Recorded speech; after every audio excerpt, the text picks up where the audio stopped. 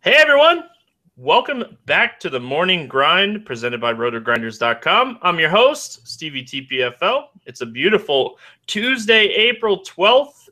We got a 2-game early slate and a 10-game late slate.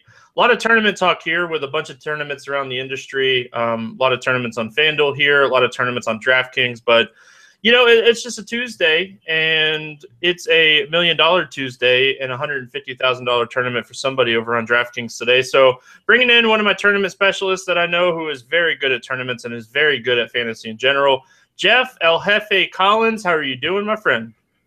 What's up, man? Stoked to be back. Glad that you invited me back. You're going to be joining me throughout the year. You're my man. Now we've got a big tournament that both of us can go after, so I'm excited to talk about some tournaments here. Yep, we usually stick to FanDuel pricing. We'll still stick to FanDuel pricing, but we'll throw in some DraftKings here too with this $1 million tournament here. It's like I said, Jeff, it's a Tuesday, and we got a $1 million prize pool. I've been playing since 2009, pretty much since the beginning, and it's crazy that on a Tuesday we got a $1 million tournament here for baseball. It's nice also, too, that we're finally getting into the smaller early slates, so there's only 2 early games, and then you've got a pretty decent chunk of games at night. So it makes for a good tournament slate. And, I'm really looking forward to it. It's kind of like the first real big tournament day for baseball. Yeah, it's a great day. I think I won like 10 tickets. I think that's probably where I'll max out. I liked my max like ultimate where I'm good at is 10 lineups. So I'm good at mixing it up with 10. So that's probably where I'll be at for this thing. I'm sure you'll be up there as well. It's a good tournament slate, like you said. So we started a thing with Hoop yesterday on the Morning Grind where we gave out, a little like home run derby thing towards the end of the show. I'm up 1-0 on Hoop, so we'll get it started with Jeff here at the end of the show. We'll continue to do that. I got a lot of outcry on Twitter about that you guys like that a lot. So we'll do that throughout the season with host, and we'll track it and see how everybody does against each other. And it's just one of those fun things. And, you guys like the pitching segment too. So at the end of the show, me and Jeff would give out a guy that we think is going to win. It doesn't necessarily have to be a guy that's going to score a lot of fantasy points, but it's going to be a guy that we think will pick up a win. So it'll be a good place to start your research. But all right, let's talk about this 2-game early slate here. There's games on FanDuel and DraftKings for this early slate. So we'll touch on it a little bit here in the Morning Grind. That's what we're here for. We're the morning guys. So Pittsburgh at Detroit, Anibal Sanchez, Juan Nicasio. Nicasio had a great start, great spring. A lot of talk around this Pirates youngster here. What are your thoughts on the pitchers in this game? Well, Sanchez is a little bit of a favorite, but like this game just isn't super exciting in general to me. If I were to go with a pitcher, it would probably be Sanchez. What about you? Yeah, the pitching on the early slate is really interesting. A lot of game theory, like tournament talk here on this early slate with, four like options and, 4 really decent offenses. So pitching is not going to be one of those things. It's going to be more of, honestly, Jeff, it's going to be one of those things where I'm going to build my hitters, and wherever I come out with pitching is where I'm going to come out at. Yeah, I think that's a fair approach. That's probably what I would do too. It's really tricky with the really short slate. So FanDuel has the 2-game slate, and it's like you can you don't even have to project to have a good pitcher all the time. You just kind of sometimes can take the cheapest pitcher and hope the really popular ones fail, and then you have the best hitter. That was something that I used during the playoffs last year when they did 2-game slates. So I wouldn't mind doing something like that if you think that, okay, both these games are going to shoot out, then just spend as little as possible at pitcher and load up on the bats. That's another way to go. Yeah, for sure. Let's talk about some of the bats here in this game. One thing that me and Hoop touched on was David Freese batting third was the most weirdest thing for the Pirates lineup. I love that they moved Matt Joyce into that 3 spot. If Joyce is in that 3 spot again, I think he's a really great play here. So Joyce today looked pretty good. Obviously, had some BVP numbers and ended up coming through. Another interesting guy would be Jaso batting at the top of that order. If you're interested in punting first base, obviously on a really short slate, anything goes. We'd be interested in him. If you like dreads, Jaso's your guy, right? Yeah, man, his hair is freaking awesome. like he's one of those guys you want to like go to a beach and drink some beer with. Like he listens to Bob Marley and hangs out, in the off season where they can't piss test him, right? He looks like he can party, that's for sure. Yeah, for sure. Like I said, we don't have to spend a lot of time on this game. Andrew McCutcheon, always a good option. Marte, Polanco, that whole outfield, good plays. And then the same goes for the Tigers. JD Martinez is a guy with massive upside. Cabrera, Victor Martinez, all these guys are in play. Yeah, I would say so. The Tigers seem like kind of the most stackable team just in general, right? They've got a lot of hitters that you wouldn't mind having exposure to. So, yeah, I wouldn't mind going that direction, but it's going to be pretty chalky, I think. Yeah, for sure. One thing that we do want to note, James McCann had a collision with Jaso. MRI came back and it was okay, but I'm pretty sure that he won't be in the lineup in this early game. I was watching the game when it happened because I'm a huge James McCann fan, and just hit the base like on the side trying to avoid Jaso, and it definitely think he sprained his ankle. Hopefully it's nothing more than that. You're a huge James McCann fan, huh? Yeah. I didn't know that. Yeah, you're leading the James McCann fan club, watching Tigers games just to get a glimpse, huh? Yeah, man, I love this guy. Like, he mashes lefties, and he has a cannon. Like, he does have a cannon. He does. That off today, yeah. So, all right, let's talk about the Dodgers and the Arizona game. Arizona visiting Los Angeles.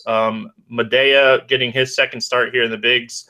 Coming over from Japan, looked really good. A lot of nasty stuff. Like, this guy has some really nasty stuff. So, pretty interesting option here against the Diamondbacks. Patrick Corbin, lefty against the Dodgers here. What are your thoughts on these guys? Yeah, so Maeda was a guy that, when talking with some of these other DFS guys, they weren't sure if he was going to have strikeout stuff or not. And it looks like he might have some strikeout stuff. Like you said, some of his stuff looked pretty nasty. So obviously had a really good outing his first game. But Patrick Corbin's kind of a guy that I like. I think that if you want to be contrarian, that's one way to do it. I think people are going to want to roster Maeda, the favorite here in LA. This is going to be a low-scoring game. I think that Patrick Corbin could actually be a little bit sneaky. Yeah, I'm not ruling out any of the bats. Like, I will take bats against any of these four pitchers today. That's why I said, like, all these pitchers are pretty similar to each other. I don't think there's a clear top option.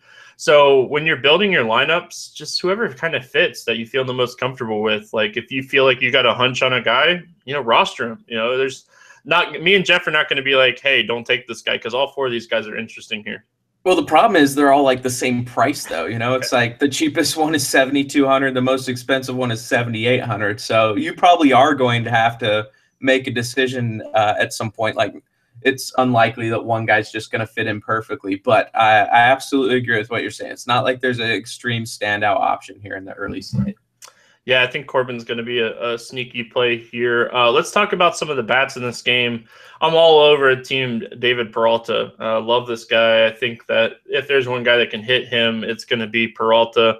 And we got to talk about this dude, Brito. Yeah, Socrates Brito, yeah. Batting second, man, 2,400. Got to like that price tag. I do.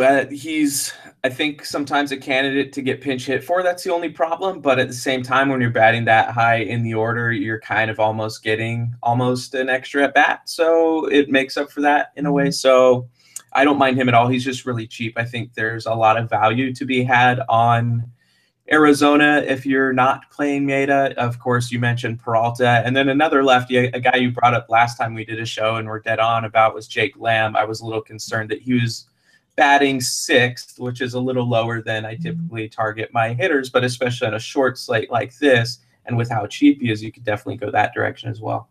Yep, Jake Lamb, always a guy I like. Let's talk Goldschmidt. Goldschmidt, probably top. I probably would put him top three. I think you put him up there with Trout, Miggy, Harper as far as hitters go in baseball. Always an option. Is it a day to pay that $5,000 price tag on FanDuel for him? Well, if you don't, then where else are you going to pay is the thing, right? That's, again, maybe how you can be a little bit contrarian, because everyone's going to have this sort of same roster build where their pitcher's going to cost all about the same, and they're going to have to figure out what's the hitter that we're going to pay up for. So, he's a good option. Again, I'm with you, like one of the top hitters in the league for sure. But it's baseball, and it might not be a bad idea to go a different direction on a slate like this for tournaments. Yeah, never a bad idea. Especially we got like guys like Miggy. I think being contrarian in tournaments on this slate is going to be going down to a guy like Jaso, punting that first base place and paying up elsewhere. Let's talk Dodgers bats here. If he's in the lineup, Kiki Hernandez is a guy that instantly stands out to me here. Always a guy that I like against left-handed pitching, 2,300 in the outfield. Scott Van Slyke dealing with a back issue. Even if he starts, I think the back thing is something to be aware of.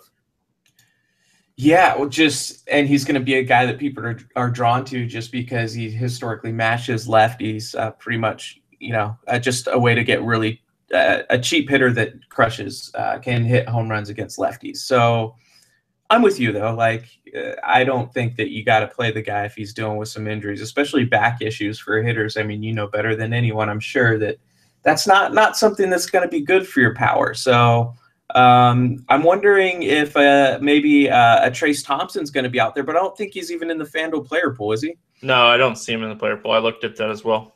Oh, man. See, that would be a pretty good play, but unfortunately, we can't go that direction, I guess. Yeah, and one other guy to note here, Yasiel Puig is off to a really hot start to start the season, 3,700. Probably going to be pretty chalky in this game. I see a lot of people rostering him, but it's hard to overlook him and Gene Segura and what they've been able to do to start the season. Yeah, if I don't use Corbin in the lineup, then certainly looking at guys like Puig and maybe even Adrian Gonzalez in a lefty-lefty matchup that everyone's going to be scared to go to. Everyone's going to prefer to go to Goldschmidt. I think that Adrian Gonzalez is probably going to be the lowest owned first baseman. So that's always attractive when you can find a really low-owned guy in a short slate. Yeah, especially we're pretty much targeting tournaments only in this slate. There's not a standout pitcher, so don't play cash games. No. Yeah, you're not wanting to really target cash games here. So, being different is all what you're about in this early slate. So, all right, let's talk sweet spot. Let's talk big slate here. 10-game slate on the night slate. We'll start it off here. Gio Gonzalez versus Chachin. I always mess up this guy's name. I can never pronounce his name. Ulyss Chacin. There you go. That's why I bring Jeff on. He got my back. But it's a guess anyway. I just sound confident however you say it, and people will believe you. Yeah, well, we'll believe what you said, and we'll let it roll. What are your thoughts on this Atlanta-Washington game?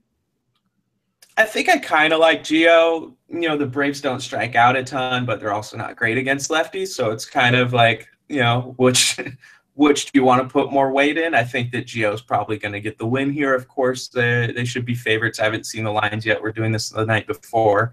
So, yeah, I have some mild interest in Gio. To me, he's not a cash game player or anything, but in tournaments, I wouldn't mind going that direction. And then I don't think I'm touching Chacin. What about you?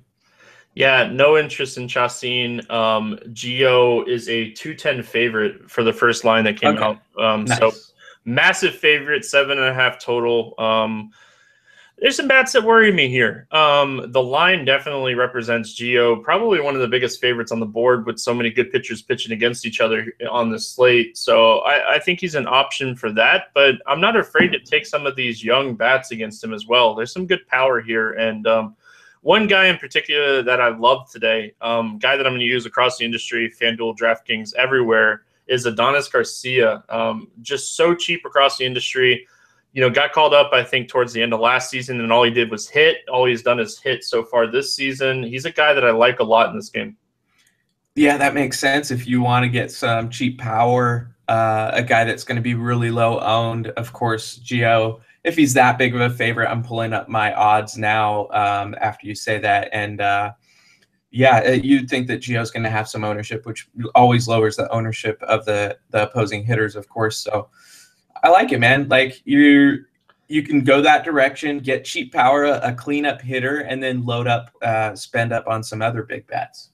Yeah, one of the guys that I've been talking to quite a bit lately, NASCAR driver Ty Dillon, and we were making a joke on Twitter the other day that we'll start calling like Ty's guys, and he can start giving us out picks because like he's been nailing these oddball picks, and he actually texted me right before we started this, and he said his Ty guy pick of today for Tuesday is actually Drew Stubbs at 2,500 against Gio. Wow. First off, look at you name dropping Ty Dillon. I feel like I need to compete with you in that way. I need to start dropping some names. Obama was around recently. He was. I got caught in a bunch of traffic because of Obama the other day. So there's that. I don't know if that really compares, but interesting that he chose Drew Stubbs. Back to baseball. Yeah, I don't have a ton of interest in that. What do you think of his pick?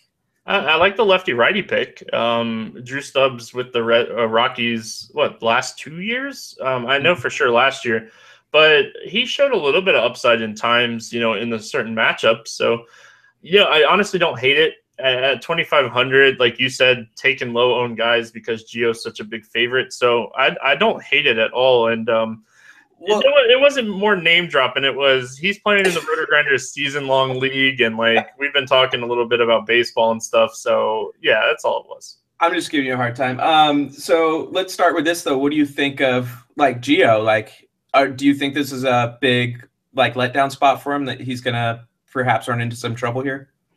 It's just one of those things where it's weird because, it's just his first start of the season and we're on a Tuesday, in the second week. Is there something that we don't know about with Gio? He was available out of the bullpen for the first like week of the season. What is going on with Gio? Like, is there a reason that happened? So honestly, I don't think I'm going to have much Gio, if any. I don't know if it's a letdown, but I think he's a good fade, like being such a big favorite. And, the Braves just being a patient team, I wouldn't be shocked if he gives up like 2 or 3 runs and only pitches like 4 or 5 innings because, the pitch count gets up. Yeah, and then can't get many strikeouts. Yeah, I hear what you're saying. I'm probably with you too. I think that the Gio fade makes some sense considering how inflated that line was. I didn't think it would be he'd be over a 200 favorite, so that's a little surprising to me.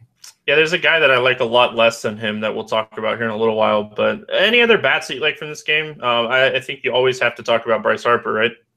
Oh, definitely. Yeah. So you can go Bryce Harper. You can go a couple of these nationals. You've got Michael Taylor, who's all year been 2,200 leading off for the team. So I've been playing a lot of Michael Taylor. I played him again tonight. Again, we're talking on Monday right now, and I believe he had 2 steals tonight. So it's just a guy that you can get for really cheap, and what's a pretty good matchup. And if FanDuel's not going to raise up the price, then I'm going to keep playing him. Yeah, he's going to continue to be a popular cash game play. Stole second base. They walked Harper, and then they did a double steal. So it was like fantasy gold all at once. So it was really nice there. So, yeah, it's definitely a game that I like here. Yeah, no doubt. And then I think Zimmerman knocked one of them in after that. So Nationals got off to a nice start tonight.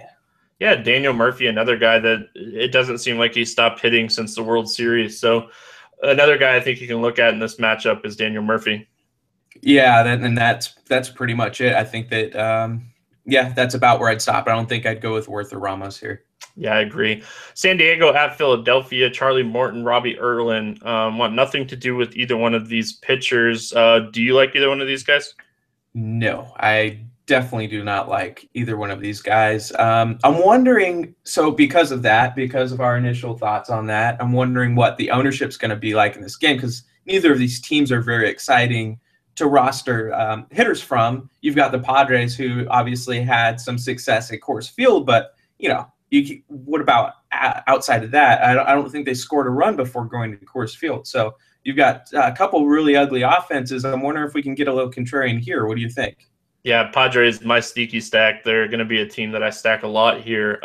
Charlie Morton, a guy that last year, his lefty numbers were just insane. 384 WOBA against him with a 37% hard contact rate. So gets hit hard when he gets hit, and he doesn't miss a lot of bats.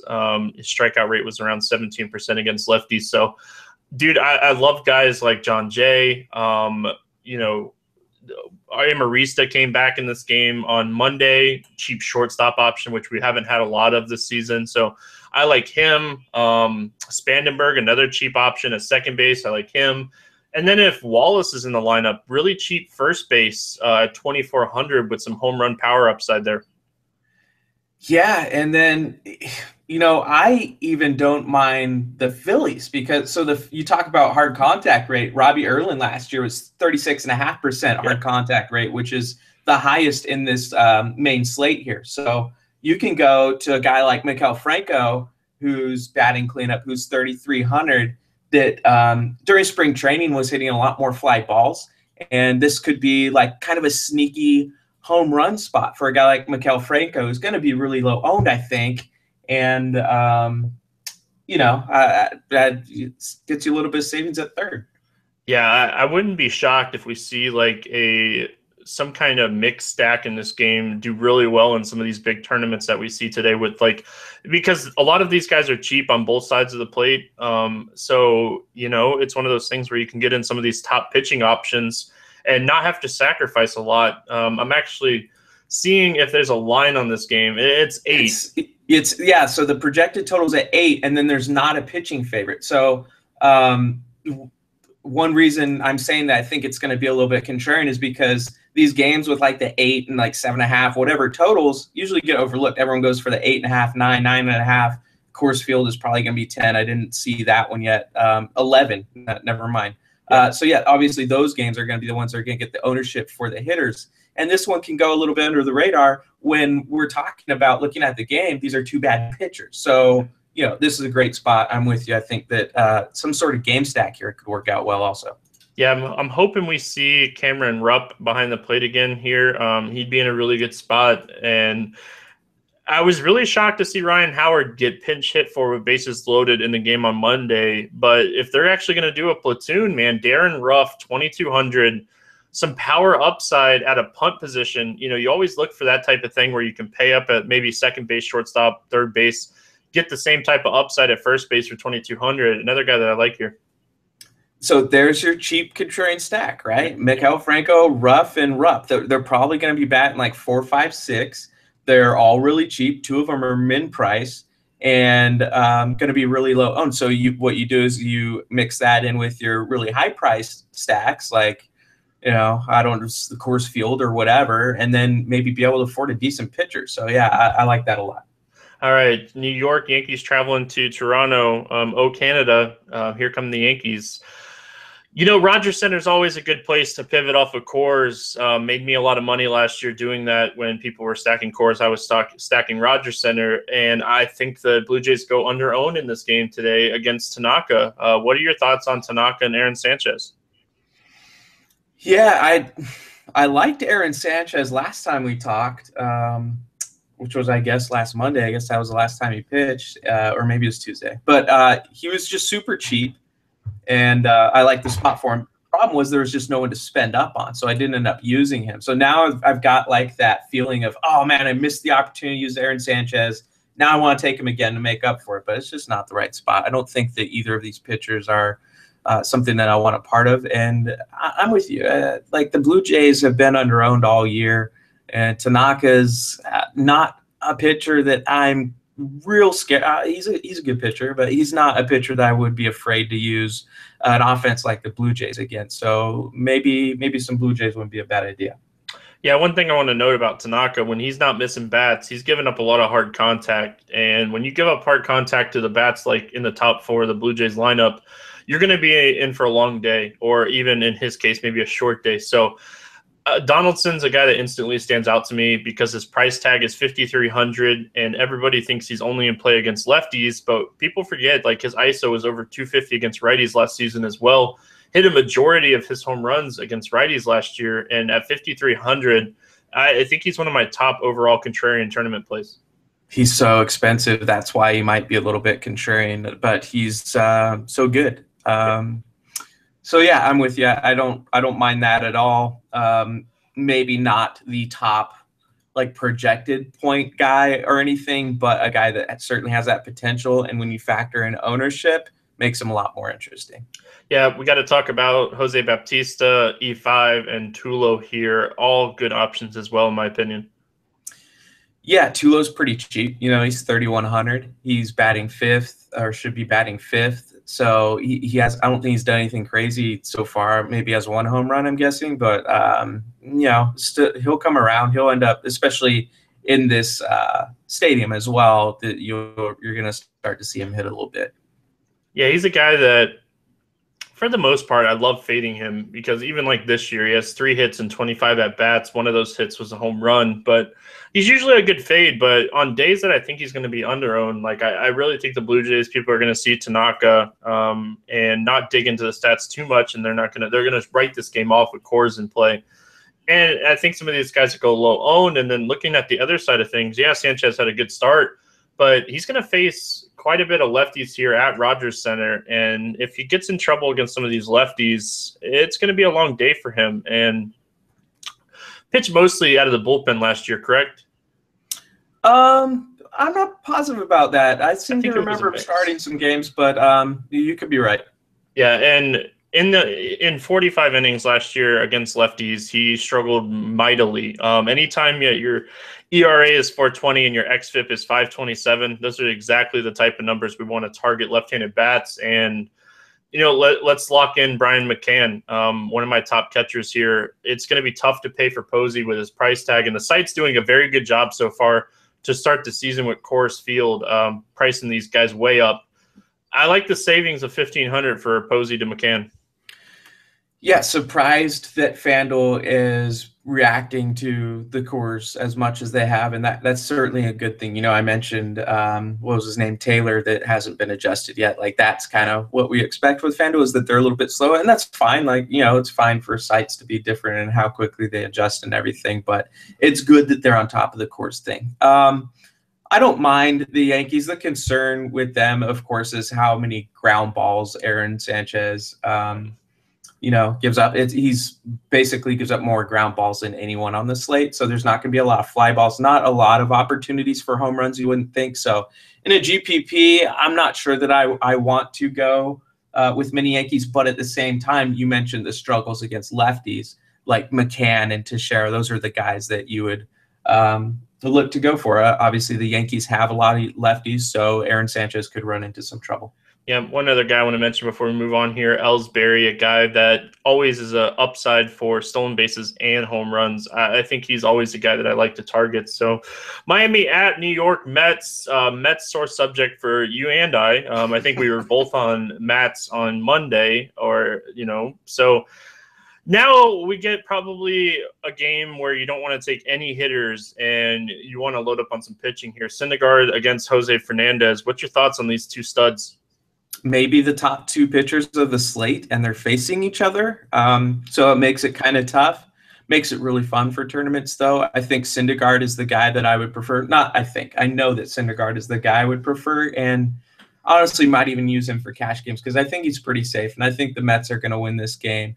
That said, like, Fernandez is not – I might have some exposure to him as well, especially in tournaments. How do you see this game? Honestly, this is a game that I love as well. We're on a site like DraftKings where the win doesn't mean as much. These two pitchers could combine for 18-plus strikeouts. So I'm never against playing pitchers against each other when they have, you know, strikeout upside like these two guys have. What are your thoughts on taking pitchers from the same game, like on a site where like 4 points really isn't that much? Yeah, do it. I mean, it's hard when they're this expensive. You know, it's a little easier when they're a couple grand cheaper and they don't add up to be over 20K or whatever, you know. But if you can find the value bats, and you might be able to on a slate like this, then there's certainly not a problem with it. And it is a way to differentiate in tournaments because very, very few people do it or do it in the right situations. I do think that this could be a viable situation to do it. Yeah, love both of these pitchers. I'm with you. Syndergaard, probably my top option. Yeah, definitely going to lock him in as my top option. I love the guy. I think he's just in a great spot. So, all right, even being contrarian and thinking outside the box, is there anybody you want on the hitter's side of this game?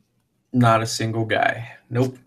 All right, I'm right there with you. So we're going to move on. I don't think on a 10-game slate, there's no need to target Fernandez or – Yeah, and just one more thing. Sorry to cut you off on Syndergaard. So everyone avoided him against the Royals, right? He pitched 6 innings, had 9 strikeouts. Just to give everyone an idea of his strikeout upside, I think we're going to see some crazy things from him this year. Obviously, this matchup a little bit better than although the Marlins don't strike out a ton either, but a much better matchup for Syndergaard. I think is going to reach double-digit strikeouts here. Yeah, I was actually listening to some sports radio talk the other day, and they said that Syndergaard over the course of the next 2 years has the best chance to break that 20 strikeout record in a game. So Wow. I actually probably agree with them. I think he has good stuff. That was Kerry Wood and Roger Clemens twice, right? That's who has that record? Yeah, Kerry Wood with his bending curveball that was just insane, and that's probably why I only pitched for a few years, because his elbow couldn't hold up. But he has his name in the records book for now. So all right, Baltimore at Boston. Clay Buchholz, big favorite in this game against Mike Wright, and I think it has a lot more to do with Mike Wright than Clay Buchholz. What's your thoughts? Definitely, yeah. I think you load up on these Boston hitters, man. Mike Wright he's the worst pitcher on the slate, right? Yeah, he's pretty bad. Like, I just don't see how this guy is in the rotation of the Baltimore Orioles, who, I think coming into Monday, they were 5-0 to start the season. Yeah, I think he had, let me just double check this to be sure. Yeah, he has the lowest soft contact percentage of all the pitchers going today. So we talked about hard contact, but yeah, he's a good pitcher to target. I think I'm gonna have some Boston Red Sox in my lineups tonight. Clay Buchholz, in a matchup here against Baltimore, should be low owned. Is there anything you like about Buchholz here?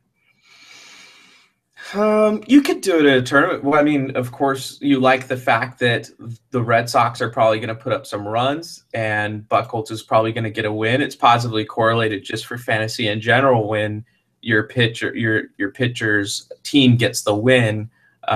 So yeah, I think you can go that direction. He's a pretty decent favorite. He's -170 here. The total's pretty high. It's the total's projected at 9, so probably going to be pretty low owned. Is this like one of your sneaky pitchers? Yeah, he's a guy that I absolutely hate. I'm a Red Sox fan, and Buchholz hasn't shown me anything. He looked really uncomfortable in that game against Cleveland, and looking at the Cleveland lineup, without Brantley, that lineup's pretty weak. I'm not going to say it's awful, but it's pretty weak. They have a really good pitching staff, but the lineup's weak, and he looked really bad in that game. Walks, hits, not a lot of strikeouts. Baltimore, a team that could hit him around here. Yeah, no doubt. I mean, I think the way that's the way most people are gonna treat it, and game stack this game up, and that's viable for sure. But like in tournaments, I think you could go with Clay. Certainly not a cash game play at all. Not a reliable pitcher. Not someone you can count on, but does still have some upside. Yeah, I'll give you one thing. I love targeting pitchers that are going to have a lead or pitching with a lead. Just being a guy that's pitched. You pitch more comfortable when you have a lead. You attack hitters a different way than you would if the game was tied or you're behind. So that he has that going for him, because let's talk some David Ortiz. Let's talk Dustin Pedroia. Let's talk this outfield. A lot to talk about here about Boston. Mookie, man. Mookie's my boy. He so on Monday, I predicted he was going to hit a leadoff home run. I meant to start the game. He didn't hit one to start the game, but then he had a leadoff home run in like the 8th or the 7th or something. So I counted that as a win, because technically that was still a leadoff home run, right? He scored 30 fantasy points. I'd count it as a win too. Okay, good. Yeah, I love Mookie again here today. Again, talking about how I think Mike Wright is the weakest pitcher on the slate. You go after who I think is probably their best hitter. Mookie Betts is probably their best hitter. He's leading off, so he's going to get the most at bats, and he has the most skill. Of course, David Ortiz is great too. A little bit over the hill, but still has it. He's been hitting home runs. He had a chance to end the game on Monday, but wasn't able to knock one out. But certainly a guy that you can look to. 3,900 on FanDuel, I believe. Yeah, one other guy that we want to talk about here. We talked about cheap plays and punt plays and stuff along those lines. But Travis Shaw is a guy that I like. Hits the ball really hard. 2,600 at third base. You got to have some cheap options as well to go with some of these top pitchers. And I think Shaw's a guy that a lot of people overlook, and I like him a lot. Depends on if Pablo got a new belt, man, because if he got a new belt, then he can, maybe he'll be in the starting lineup. Who knows? Yeah, it's not going to happen. All right, let's talk about the Baltimore side of things. Adam Jones played center field in that ninth inning. I wouldn't be shocked to see him return to the lineup here in this game against Boston, which is good. Don't like seeing guys go to the DL, so I like to see guys return. But, that will move Rickert over to left field, and he's still 2,500 batting leadoff. A lot of options here for this Baltimore team. Do you have a feel for what this lineup is going to, end up being? Is it going to be Machado second, Jones third, Davis fourth? Is that what it's going to be? Just kind of move everyone down a little bit? I don't think they can move Rickert out of the leadoff spot. Like, he has been, pretty solid, and he continues to get on base. So it's going to be hard, I think, for any manager to move him out. I think we just see people slide down the spot. Yeah, that's what I think too. So, Rickard would be in play if he's leading off again. If he gets moved to the bottom of the lineup, which we are not expecting, but if that happens, then he's out of play for me. I wouldn't use him, but we're not expecting that. So I think that you can obviously go to Chris Davis, has huge, maybe more 2-home run upside than anyone in baseball. I always like that about him. I want to look it up. I feel like he has more 2-home run games, or at least did last year. So it felt like he was always winning people GPPs. I like him, and maybe a little. I might take a wait and see approach a little bit with Adam Jones, but I think that's going to be everyone's approach. It'll probably be low owned. What do you think? Yeah, I agree with you. I think it'll be low owned. It's really tough. Basketball, I feel like it's such a different sport because you can target guys coming back from injury because pretty much what you're going to be able to expect. Jones has actually hit Buchholz good from what I remember, so it might not be one of those things that I think is too crazy.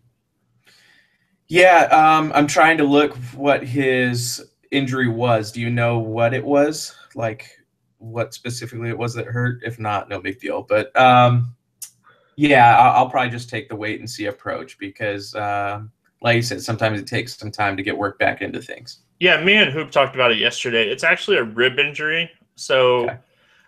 I'm guessing if he played the outfield and he's okay, then he probably took BP. That'd be something that you want to look up and see if he took BP on Monday.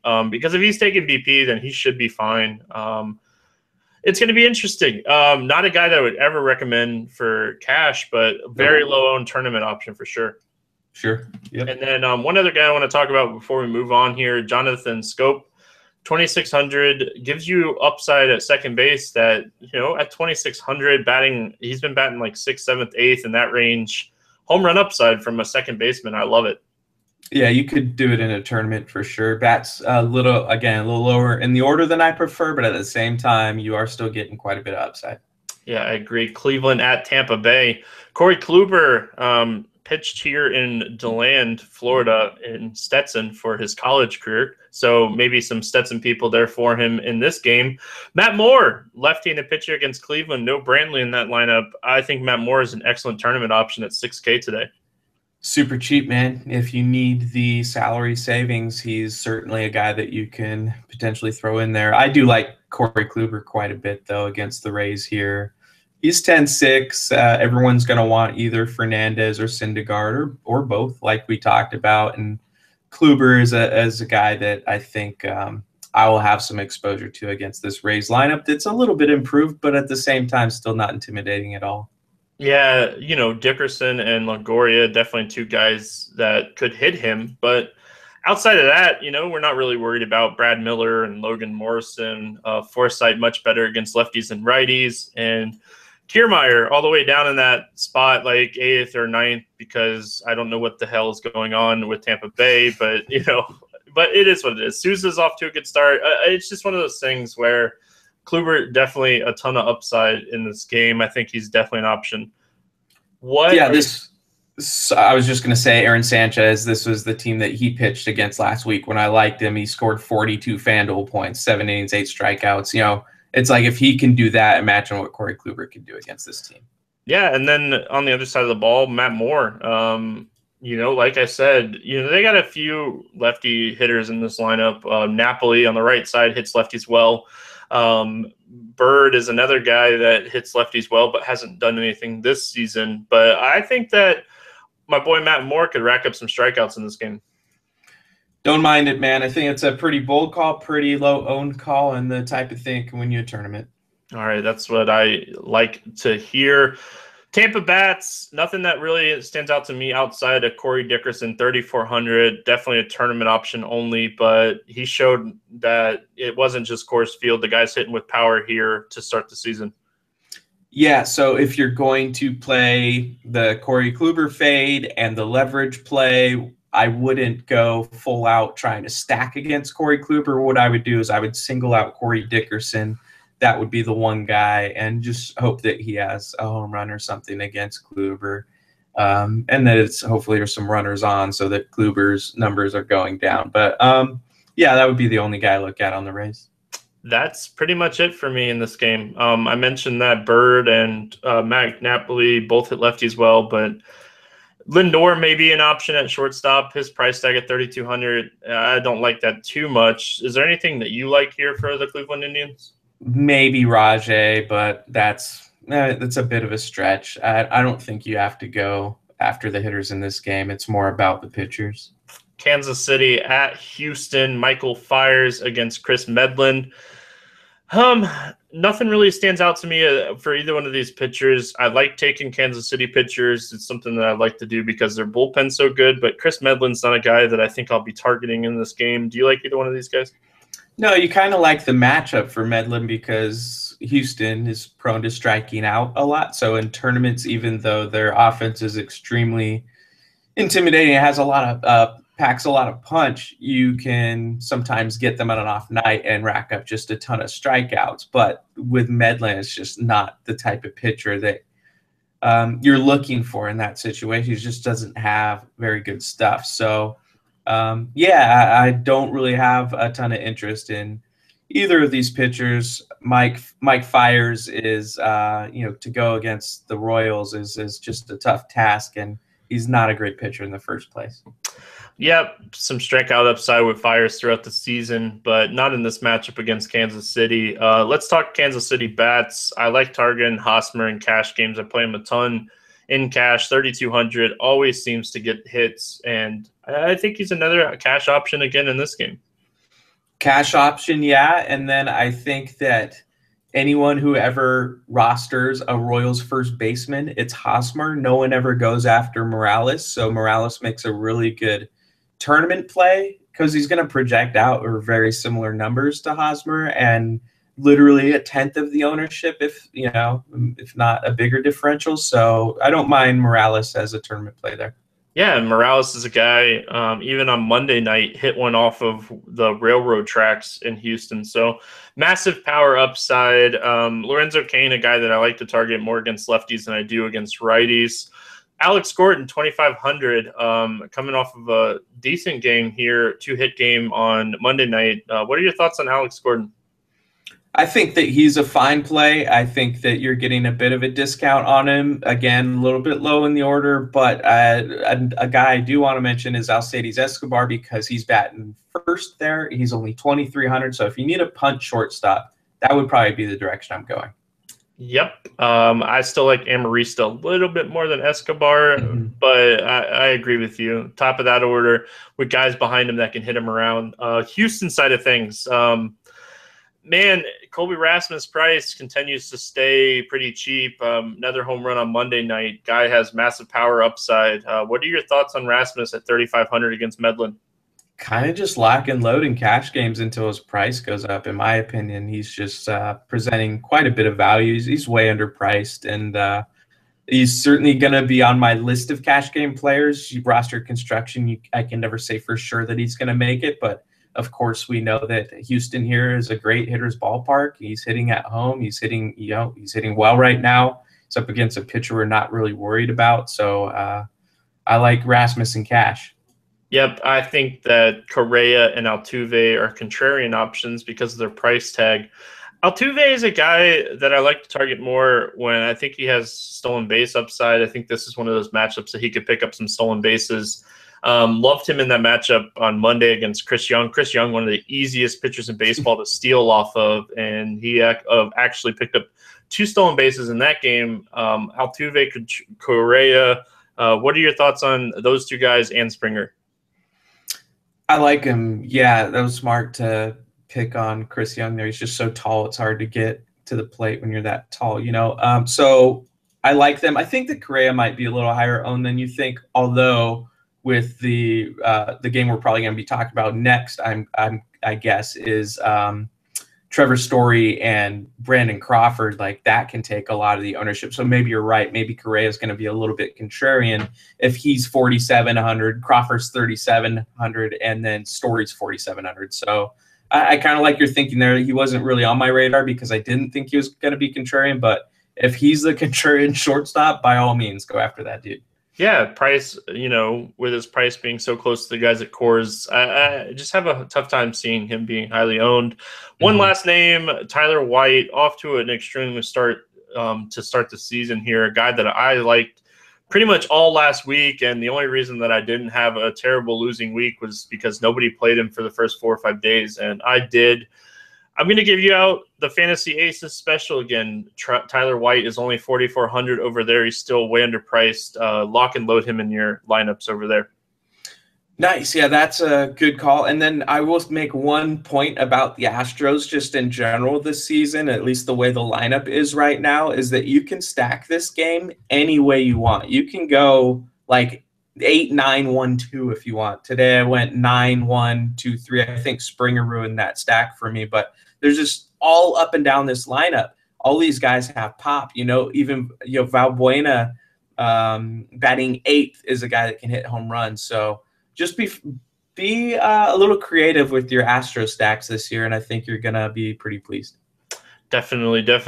San Francisco Giants heading over to Coors. Jeff Samardzija, the Shark, facing the Rockies at home, and Tyler Chatwood coming off of a surprisingly good game at Arizona. Shocked a lot of people in that game, and probably made a lot of us mad as well because we probably stacked against him pretty heavily.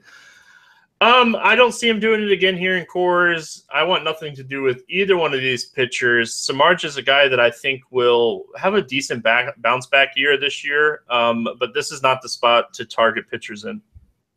Yeah, before the season, I actually said that I think that Samardzija is going to be, or has a good chance to have a better year than Cueto. So we'll see if that holds true. This is obviously not a good spot for him here. The Giants are going to run out Samardzija, Peavy, and Kane in Coors Field. So I'm expecting a lot of runs from the Rockies the next few days. But at the same time, the Giants are going to be able to keep pace too. No interest in any pitcher in any of these games for this series for sure. Yeah, one thing we want to note about the Giants, one of the best teams in baseball against right-handed pitching last year. So expect a lot of runs to be scored. We don't have to spend a lot of time on this game because just about everybody's in play. We'll start with catcher Posey, definitely in play. Brandon Belt. Paulson is one guy that will stand out to me here if he's in the lineup. He's off to a really slow start. I think if I'm looking at first base, I think there's better options than him. Yeah, I mean. And right when I say that, he hits 2 home runs. Well, that I was going to even go a step way further and say Trevor Story is a guy you can maybe fade, just because, not because I don't think he's going to have a great game. I think he's going to probably hit a home run, but if he doesn't, his ownership's going to be so high and you're going to be so far ahead of the field. It's kind of like the Bryce Harper opening day thing. I faded Bryce Harper opening day. He was going to be 50% owned. I knew that. It didn't work out. Like Bryce Harper hit a home run, and I didn't have as good of a day as I could have. But I'm going to keep doing that in these sort of situations, and I think that Story, with all the hype around him in the media right now, just is going to jack his ownership higher than it should be, and might be a decent fade in tournaments. Yeah, one thing I do want to note about Samardzija, last year wasn't his best year as far as pitching goes, but even against right-handed pitching, his hard contact rate was really low, only 21%. It was really high against lefties, so I think you're okay playing Blackman and Cargo and guys like that. But Arenado and Story, I think I'd prefer Donaldson over Arenado, especially in a tournament format. And Man, no pun intended, but Story's been the story of the season. And, it's been one of those things where he's been great, but can he keep doing it? Like, if I had to take an over-under on 25, I'm definitely taking the over. I think he easily hits 25 home runs this season, but can he keep hitting them at this clip and his price and ownership? I agree with everything you're saying, man. Like, I, for one, didn't fade Bryce Harper on opening day because it was Bryce Harper on opening day, but dude, I'm all with you here with this Trevor Story fade. I like it.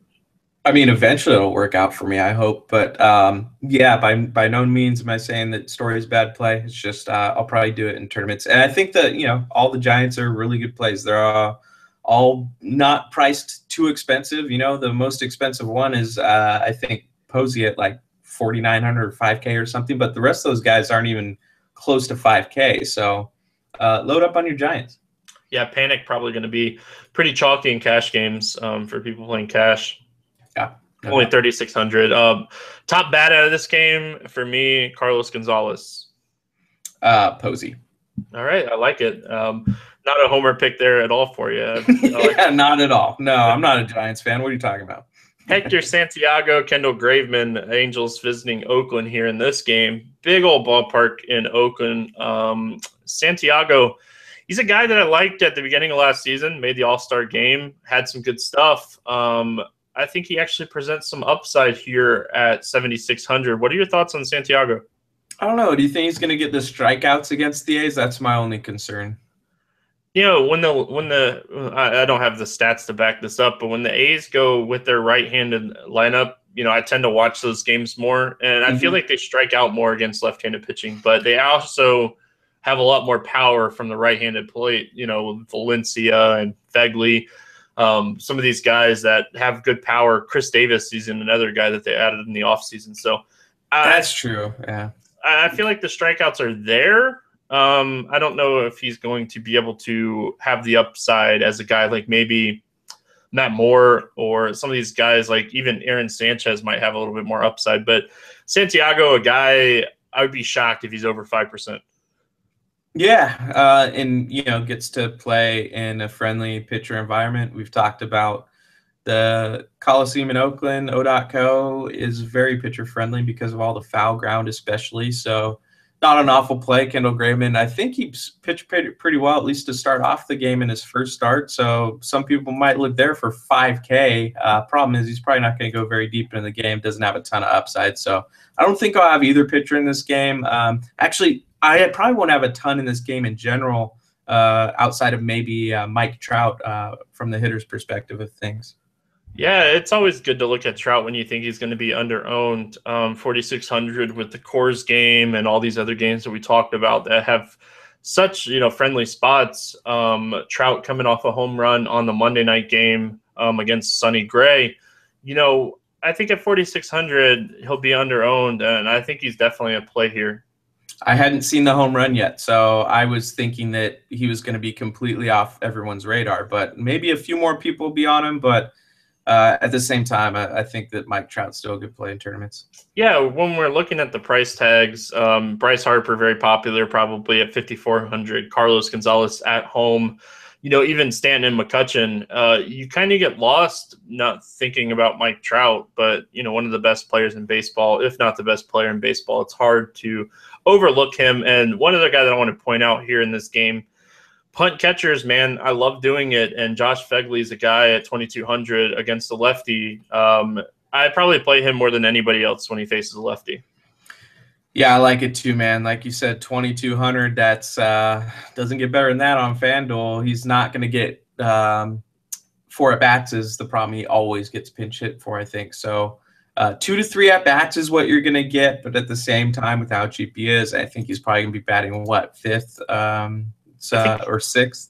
I think he hit 6 in the game against the lefty the other day. Okay, so 6th. You could certainly consider it. Yep, guy, he scored 14 or 15 fantasy points in that game the other day against, I think it's Quintana. So has the upside against lefties. And like you said, yeah, he's going to get pinch hit for, but honestly, you're really only taking him for his at-bats against the lefties anyway. Not very good against righties. Danny Valencia, another guy, 2,500, much better against lefties than righties.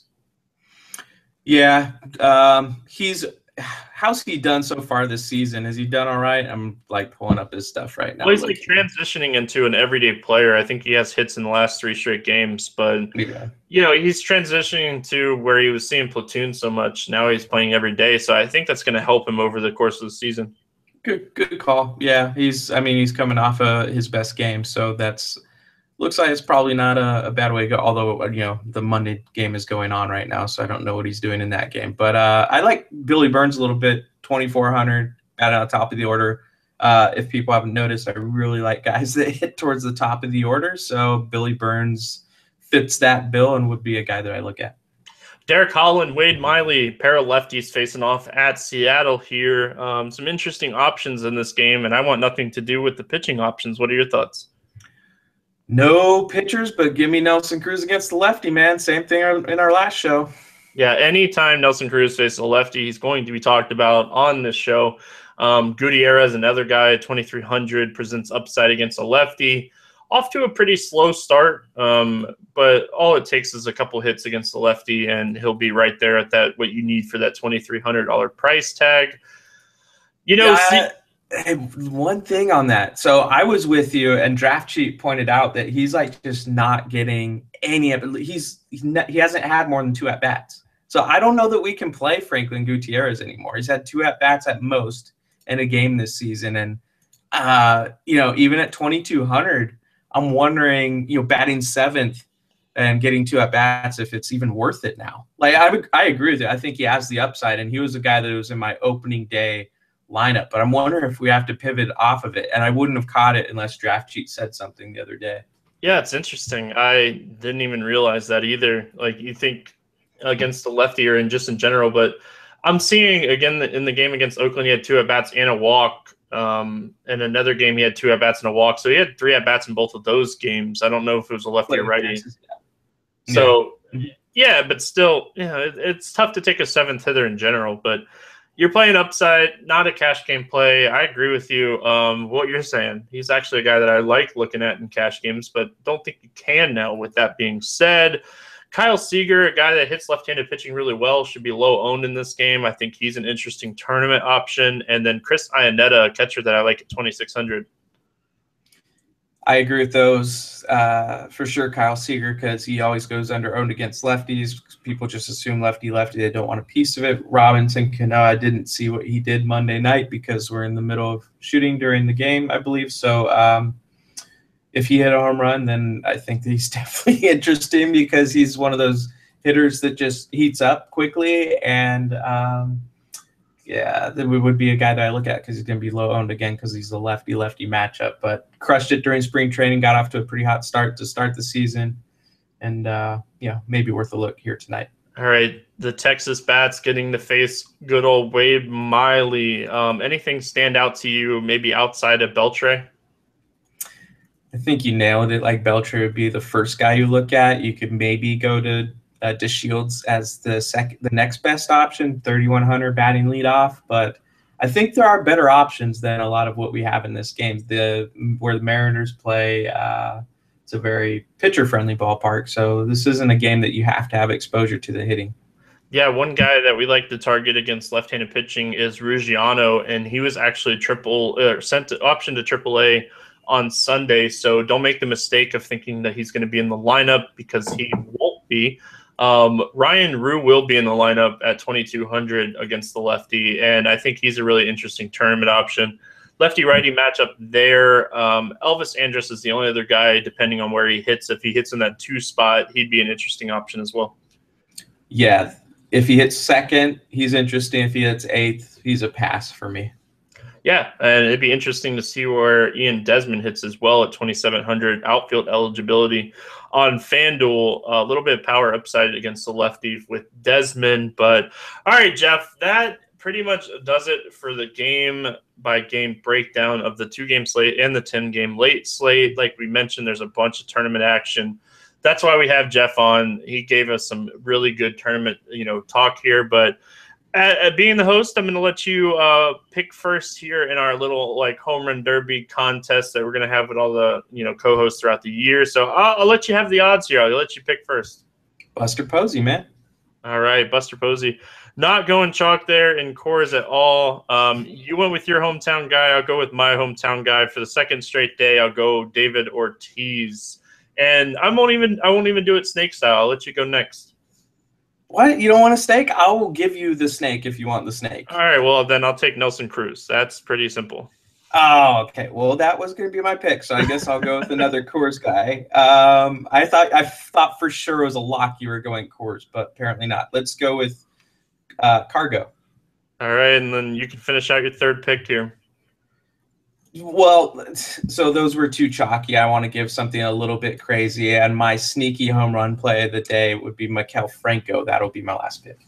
Love it. If you're going sneaky, I'm going sneaky. I'm going Adonis Garcia. I love him in this matchup against Gio. Would not be shocked.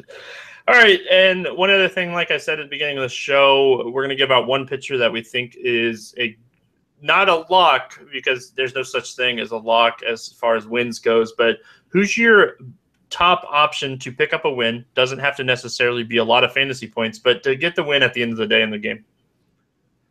I know that he's facing an elite pitcher, but Noah Syndergaard, I really do think he's going to get the win, and he's my top pitcher of the day.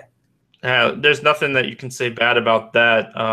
Definitely a guy that it's hard not to like him in this matchup. I'm going to kind of go a little different here and say it kind of contradicts what I was saying about this guy, but I think Clay Buchholz. You want Gio?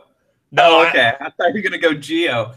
I don't necessarily like Buchholz for fantasy today. Like you said, he might be a tournament option, but I do think he picks up the win in this game.